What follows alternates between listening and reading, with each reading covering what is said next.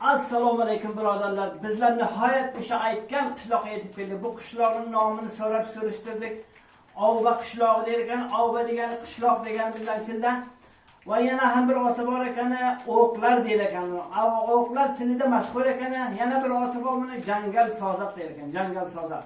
Juda ham bir qumlikning ichida bir tarafi qumlik, bir tarafi ham kanal o'tgan qishloqdan alohida o'zilib qolgan. Bir 70 ta 60 ta xonadon shu yerda o'zilib qolgan do'stlar. Mana shularning bolalari. Otalar hammasi o'tin yiqana kitganlar. Mana bu bolalar issiqda qiynalib, salqinda o'qiydilar, issiqda uyda. Hech yerga chiqa olmaydilar. Mana maksunub xonalarni videoda ko'rsatdi. Mana bu juda ham ahvollari xarobda endi mana.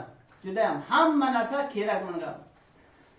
Kitobi yo'q, qalami yo'q, hech narsasi yo'q. Lekin o'qishni juda ham xohlaydi bu bolalar. Lekin nima qilsin, bulardan gunoh yo'q. Qismatda bu qismat.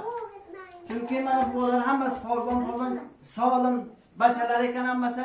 Mashalloh, bularning kelajagi yaxshi bo'lsin. Allohdan shuni so'raymiz, aziz birodarlar. Kimdir shu qishloqqa, shu maktab sinfga, shu bolalar uchun o'z marhamatini ayamasini iltimos qilamiz.